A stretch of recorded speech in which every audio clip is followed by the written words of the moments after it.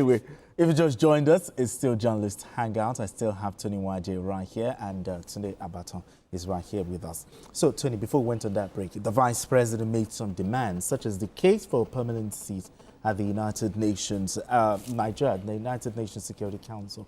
But talk to me, what does Nigeria stand to gain from being having a permanent seat at the UNSC? Well, Nigeria has gained a lot. The fact that, that we have a permanent seat. Do you know what it means? Talk to me. But as I said behind the scene, are we prepared yet? Let's get our acts together first. Let's get our acts together first. When you say, are we prepared yet, what should we have? See, it's not something that only Nigeria will do, for instance. Nigeria is a superpower in Africa. We know that for sure. But it's not something, it's not a lone trip. It's not a lone trip. We know that for sure. Nigeria, we've embarked on lone jamboree before in Africa, solving African problem. Is it apartheid in South Africa? Is it the one in Liberia? Yeah, the one in Liberia is in ECOWAS. We've done a lot. Where is OAU, for instance? See, before you go on this thing, you ask yourself, what about the Organization of African, Organization of African Unity, then AU, African Union. We're not even hearing about, are they still in existence?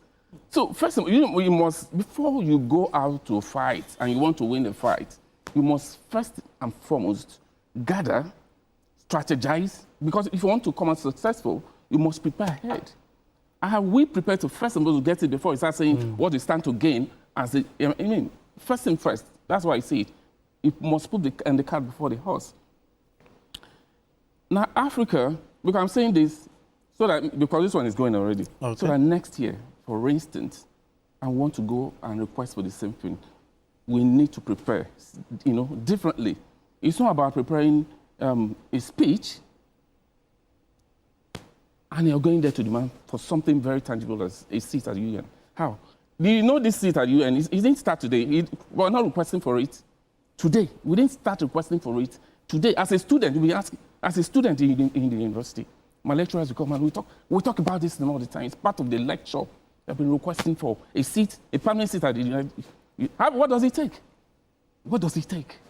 First of all, you must clean your home first. And when you come, people respect you when you appear to speak and say, we need this. And you can't go alone. Other African countries must support you. You must have the buy-in.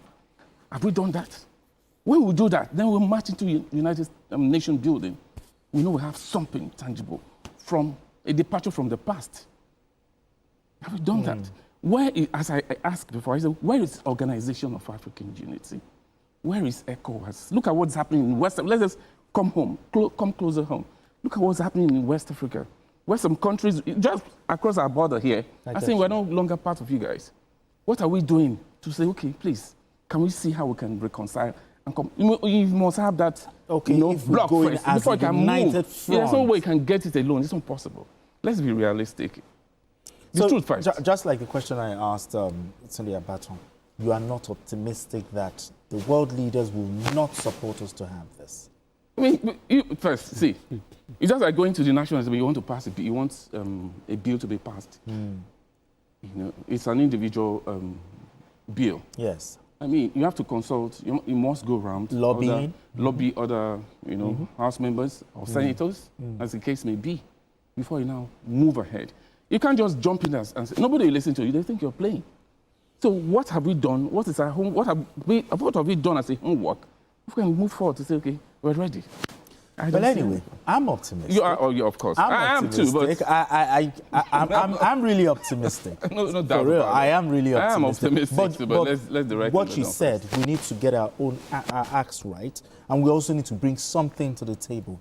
What are we bringing to the table? And I think that's a question we as a nation and Africa need to answer. What are we bringing to the table to warrant that ticket to be on a permanent seat? But all right, gentlemen, let's move straight to our next conversation. Currency stability remains the cornerstone of economic confidence, with market predictions often serving as barometers of policy effectiveness. BUA Group President Abdul Samad Rabiu has forecast a significant strengthening of the naira to between 1,300 naira to 1,000 and 1,400 naira against the dollar by year end, crediting President Bola Tinubu's economic reforms for the anticipated improvement.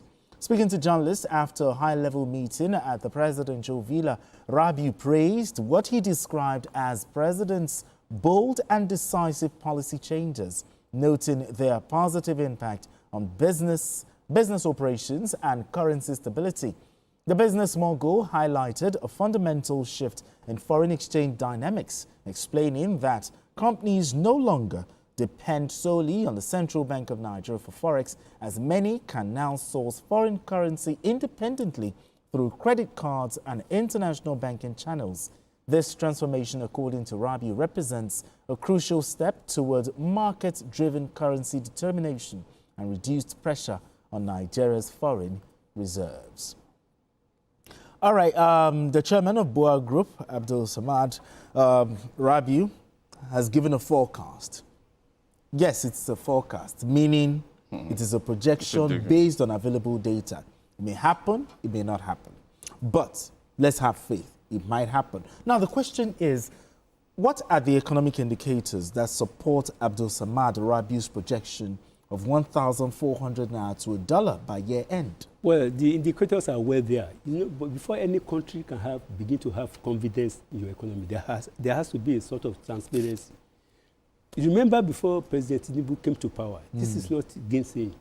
All the major airlines, foreign airlines in Nigeria, their funds were trapped in Nigeria. Yes. They could not return their funds outside. And most of them withdrew from flying down to Nigeria. Because when you have about $700 billion, and the thing was cleared by the Central Bank of Nigeria because of policy. So that thing can become, it's a signal to people that people who have money can come to Nigeria and be sure that their money is safe. They can come to Nigeria and do business. So the same thing that applies to foreign countries and foreign partners and foreign multinational corporations, that they are sure that they are coming into a system where their fund could be repatriated, where they could do business as normal businessmen. For the likes of Rabiu, Dangote, no matter, and many other uncountable businessmen who are doing business in Nigeria, who are doing serious business in Nigeria, this is the best time for them. Because you don't have to unnecessarily bribe your way too much into the Central Bank of Nigeria. If you have genuine business to transact, you have genuine money to source, you can source it through the Central Bank. Secondly, all those people who are sourcing money from the Central Bank, dashing it out, it has been reduced, whether you like it or not. Round tripping has been reduced. Secondly, the fact that when you can source money from other independent sources besides Central Bank, which means those foreign independent sources have confidence in the stability of in the value of your naira to bring their other foreign currencies here, because they are sure that if you source from them, it's at a reasonable rate. And you cannot get a reasonable rate of exchange for the naira, except of course you are allowed. Yeah, people are saying that in federal government should not have floated the naira. And the question I keep on asking is that why must a government be borrowing billions of dollars every month to help subsidize the naira? The naira. To defend the naira. It's like when you have a child who just left school, he got a job, and you have to continue subsidizing. He got a job, he cannot live on his salary. You keep on subsidizing him until he gets married. When he gets married, you keep on giving his family, which means you are preparing him for a doomsday. So businessmen, local and I love that analogy. You are preparing him for a doomsday, because he will not be able to stand on his feet except you come to his aid.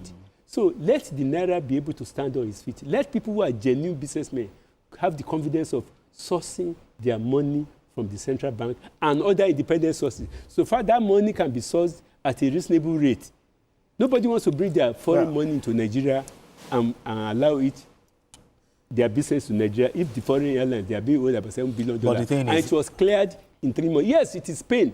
But let me tell you something. We have been living on borrowed time. But the thing is, many countries also defend their currency. What they might not. They might not. We have to defend they might not. Then you must have something that to is defend. When production and everything is and to. so on. I understand you, but talk to me, the economic indicators, and also how realistic is this forecast, considering the inflation and also Nigeria's foreign reserve. How realistic is this forecast? I don't have a problem with it. It's not Rabiu, chairman of BOA. Abdulsamad Rabiu. He's a businessman, True. of course. So he must project. Because he needs that projection to sustain his business. It's understandable. I'm floating the Naira. To an extent, I support the government for it. Because right now, you can actually predict what the Naira is going to be tomorrow, unlike before. Black markets everywhere, prediction and all the speculators, which have been able to eliminate to an extent. But you know why the news didn't trend? It didn't trend because the average man on the street who have been plunged into poverty, serious poverty, are not feeling the effect. That's why I said, from a businessman angle, it's good. It's a good, Okay. And it's praying. It continues out. It's a probability anyway. But you cannot go to my 12 market, for instance, and tell them that this is what the chairman of BOA Group said. And Nigerians should jubilate over it. We should celebrate. That is not what they want to hear. I want to hear a situation. I walk into a supermarket. It's a substantial amount of money. Let's say, for instance, 100K, and I come out with something heavy. It must reflect in what we do daily, economically, to the barest, to the lowest level of human beings in Nigeria, to the gatesman, to the steward, to the gardener. They must feel the impact. That's why I said, that's why the news didn't trend. It would have been, it's trending within the Aso Villa. It's trending within the business community. So you think if it's maybe forecast maybe like 800 to $1? You know I'm going now. It's not a but I know it's going to be a gradual thing. Figure. Let's watch. But I'm just being realistic. Okay. I'm being realistic. Abdulsamad Rabiu has made a projection, but are you optimistic? Why not? I'm optimistic, but I'm speaking because I'm speaking for some people. I said again, why is the news not trending? It's not trending because the people who are supposed to jubilate are not feeling the impact. It's a projection. But again, you say by year end, things are... Though I salute the government because to an extent, price of food products are coming down a bit. These are the issues. These are the things we only see. If it's coming down, let other things come down and not the Naira dollar because, of course, who are those who handle these things? Okay. So if it's coming, let them feel it.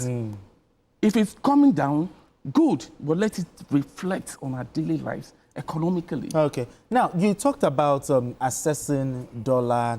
Let's talk about benefiting, because he, as a businessman, a big player in business, he said that it is easy to assess dollar. Talking about benefiting, are small and medium businesses also benefiting equally, from the Forex reform? Or do you think this impact is skewed towards the larger players? Well, the larger players have the day. But what you have to know is that to Rabiu, yes, Dangote, to other players alike, they should allow the prices of their commodities, because Dangote and Rabiu, they produce things that are sourced by ordinary Nigerians on the street. A bag of cereal is now 10,500 naira. Until such a time when the price, his optimism is now reflective on the cost of producing that thing, getting to the people. The people will not understand. These are just polemics. These are just academic. To them, until it is translated to the reality, to what is obtainable in the market. So people like Rabiu and Dangote too, like Dangote has done with fuel now. Yes. He has decided to take the fuel down to the station so that he can reduce at least 20 naira or 100 naira from the pump price of fuel. Yes. Until they can do that for cement, until they can do that for spaghetti, until they can do it for beans, until they can do it for tomatoes. Yeah, I hope they do it for spaghetti. So if they do it for all those things, people will now begin to have impact. But when you say that, yes, we can now source dollar for 1,200 naira, for 1,000 naira, what impact has it contributed to the ordinary man on the street? Okay, all right, because of our time. Now, he has projected, I have a dream. Naira will get to 1,400, 1,000. What do you think, what risk do you think can derail this projection? There's no consistency on the part of monetary operators. There's no consistency. Consistency can to some extent make. But if some other people move in now and they will begin to put the naira behind, begin to hold dollar, begin to do a lot of things. Because at any point in time, there are powerful forces who don't want this thing to go the way. Okay, look at what is happening between Nupeng, Pengassan, and Dangote. So policy reversal, all price shocks could also be a part of it. But anyway, we need to go on this quick break. And when we return, the conversation continues. Don't go away. It's still Journalist Hangout.